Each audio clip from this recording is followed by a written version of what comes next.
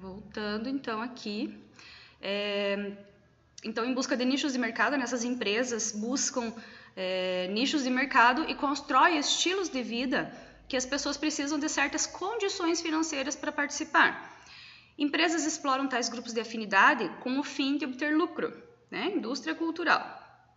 Como exemplo, são as convenções da cultura pop ou nerd, como a Comic Con, que vocês devem conhecer, onde várias pessoas que se relacionam com esse grupo de afinidade, apreciadores, né, da ficção científica, jogos eletrônicos e quadrinhos em geral, acabam se reunindo. Tem um grande evento anual da Comic Con que reúne toda essa galera que, por afinidade, gostam das mesmas coisas, têm os mesmos interesses.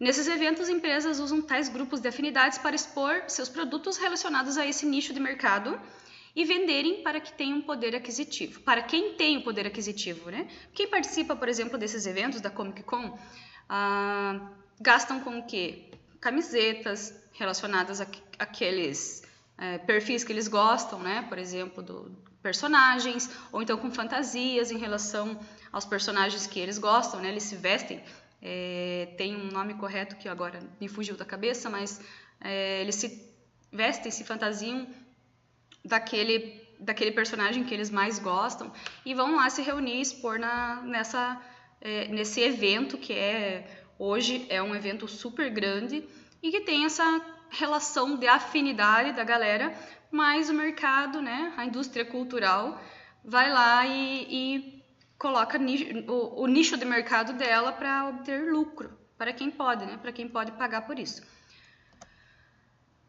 Essas 4 maneiras de ver a identidade não anulam-se entre si, mas sim se complementam, como cita Gui. O que é importante sobre a identidade é que quase qualquer traço de identidade pode ser compreendido em qualquer um desses sistemas diferentes de interpretação. As pessoas podem ativamente construir o mesmo traço de atividade de diferentes maneiras e elas podem negociar e contestar como esses traços devem ser vistos, por si mesmos e pelos outros, nos termos de diferentes perspectivas da identidade. Ou seja, então, as identidades podem ser vistas independentemente por cada uma dessas 4 perspectivas e também podem ser questionadas, exatamente como o exemplo dado anteriormente em relação à identidade de gênero.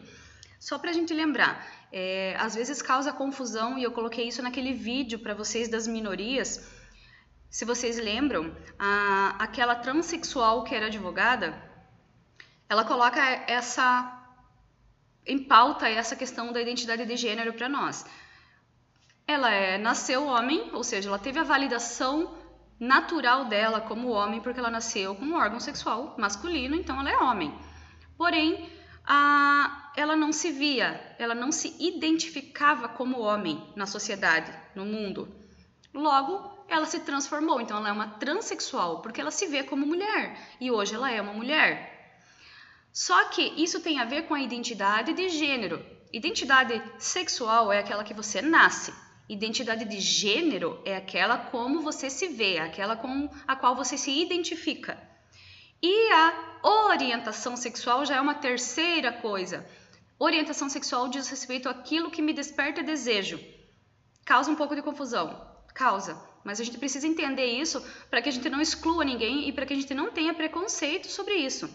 Então, aquela advogada, ela nasceu homem, seria a identidade sexual dela, a identidade de gênero é mulher e a orientação sexual dela é de um homem que gosta de mulher. Então é heterossexual, porque ela se vê como mulher, aliás, não, homossexual, porque ela se vê como mulher e ela gosta de mulher, certo? Porque ela foi casada, ela tem filhos e ela continua gostando de mulher. Não é porque ela se tornou uma mulher, porque ela se vê como uma mulher, que ela necessariamente vai gostar de um homem, certo? Ela gosta de uma mulher. E isso diz respeito à orientação sexual. São 3 expressões, são 3 termos diferentes que nós precisamos distinguir na sociedade para que a gente não contribua para o preconceito e para que a gente entenda como que isso funciona, certo?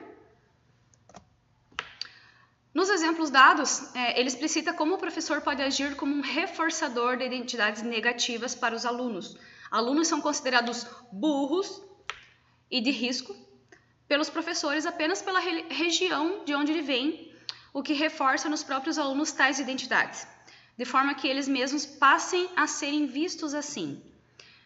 A escola age como controladora dos corpos e das mentes, apagando identidades e reforçando aquelas que as instituições querem. Assim como, se alguém já teve a oportunidade de ler Foucault, leiam, é uma ótima leitura para reflexão de como a sociedade impõe as coisas para o indivíduo, né?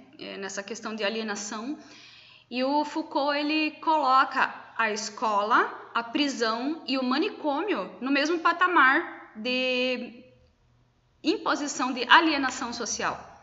Porque a escola ela é uma formadora de opinião, é uma formadora de identidades. Então, se na escola, por exemplo, aquela criança que está acima do peso é chamada o tempo todo de olha lá aquele gordinho, ah, que gordinho, gordinho é sempre assim, não consegue fazer as coisas, vamos lá gordinho, olha a sua rolha de poço. Vejam como são discursos, como a gente contribui com o preconceito e com a exclusão por meio do discurso. Ou então aquela pessoa que veio de uma comunidade carente, que conviveu naquele meio e ela vai estudar numa escola onde as pessoas fazem essa diferença apenas pela origem dessa pessoa. Ela veio de tal lugar, logo já se coloca ela numa caixinha, né? Coloca ela na mesma caixinha de um padrão estabelecido, pré-estabelecido, com estereótipos. Por exemplo, qual é o estereótipo que vocês têm de bruxa? O que é um estereótipo? A princípio, né? Vamos só relembrar o que significa estereótipo. Estereótipo é aquele padrão estabelecido, aquele pensamento já pré-estabelecido pela sociedade, faz parte do inconsciente coletivo ou do consciente coletivo das pessoas, em que a gente automaticamente encaixa, né, as características num padrão. Então, quando você fala assim, qual é o estereótipo de bruxa? Uma velha que usa chapéu, se veste de preto, tem narigão, anda numa vassoura. Qual é o estereótipo de professora? Usa óculos, carrega livros, usa jaleco, quem sabe? Estereótipo de secretária, né? Usa terninho, quem sabe anda com um coque na cabeça, tem uma agenda, atende o telefone. São estereótipos. E quando a gente coloca um sujeito dentro de um estereótipo, a gente já está pré-julgando que aquela pessoa é daquela forma, é daquele jeito. E pode não ser, pode não ter nada a ver com a identidade daquele sujeito. Então, por exemplo, me perdoem os termos pejorativos, mas quando você fala um estereótipo de puta, exatamente a abreviatura, né? Não prostituta, mas puta. Você já não coloca uma pessoa com uma vestimenta, quem sabe, chamativa, saltão, mini saia, batom vermelho, comportamento um tanto exagerado, um tanto promíscuo, quem sabe? Você está julgando alguém pela roupa que ela veste, pelo comportamento dela. E aí, de repente, essa pessoa começa a escutar isso. Ai, sua puta, sua vagabunda. Opa, peraí. Será que eu estou julgando? Eu nem conheço aquela pessoa? Ou então, qual é o estereótipo de gay? O que vocês imaginam quando a gente fala gay?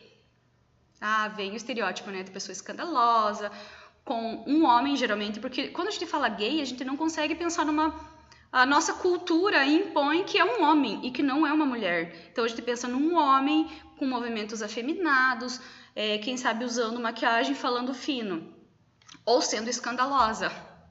E isso não é estereótipo. Aliás, todas as pessoas homossexuais não agem assim. Algumas talvez, algumas sim. Nem todo homossexual tem as feições afeminadas ou os movimentos afeminados e são escandalosos. Tem muitos, aliás, como todo ser humano, cada identidade é única. Nós não podemos julgar por um estereótipo.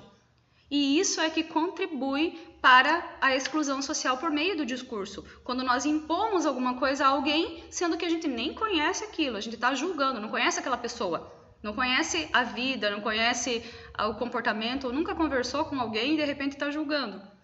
Por exemplo, se vocês concordam comigo, até na década de 30, do século passado, que não faz nem 100 anos completos, né? Porque nós estamos em 2019, a mulher não tinha direito a voto.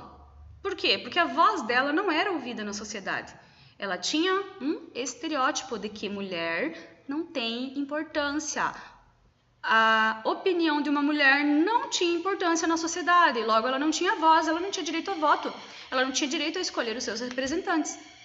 Por isso essas lutas constantes, né, das mulheres, do empoderamento feminino é uma palavra, uma expressão, né, algo que está na mídia muito recentemente e frequentemente, assim como a parada gay. Nossa, professora, mas parada gay é um exagero. Pode até ser. Só que essas pessoas, esses indivíduos, não tiveram voz até bem pouco tempo. Eles não tiveram acolhimento social até bem pouco tempo. Então, eles talvez precisem mesmo gritar para serem ouvidos. Pode ser um exagero? Pode. Só que a sociedade precisa, quem sabe, a partir do comportamento, mudar o pensamento, que é assim que se muda, né? Não muda o pensamento para depois o comportamento. Muda-se primeiro o comportamento em relação aos sujeitos de uma sociedade para depois mudar a cultura. E isso acontece em passos bem lentos, porque imaginem vocês, se não faz nem um século completo que as mulheres não tinham voz na sociedade, essas pessoas, algumas pessoas que viveram nessa época ainda estão vivas. Então, nós temos um paradigma aí, porque as mesmas pessoas estão convivendo em gerações diferentes, mas com o nosso mundo hoje, que está avançadíssimo em tecnologia, em ciência. Só que as mesmas pessoas, os bisavós, os avós, os pais, que tinham um pensamento um tanto quanto retrógrado em relação a essas minorias, vamos dizer assim, elas continuam vivendo na sociedade e convivendo com os outros. Então, a cultura, o pensamento, as ideologias, elas acontecem passo a passo, pouco a pouco, e nós podemos contribuir com isso, com a questão do discurso. Por isso eu pedi a vocês que procurassem termos que são enraizados numa cultura de exclusão, numa cultura que era preconceituosa e que ainda é muito preconceituosa, porque vocês hão de concordar comigo que nossa sociedade ainda é muito preconceituosa em vários aspectos, não só contra a mulher, não só contra o negro, em diversos segmentos ela é preconceituosa, então nós precisamos modificar isso. E a partir dessas identidades, principalmente a discursiva, é que nós conseguimos modificar isso, certo?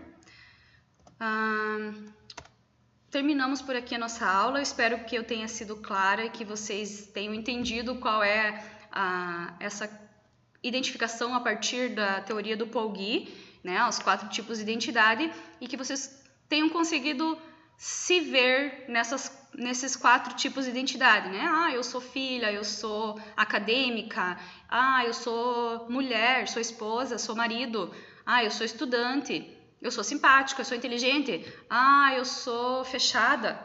Então, é isso. A gente precisa sempre da validação do outro.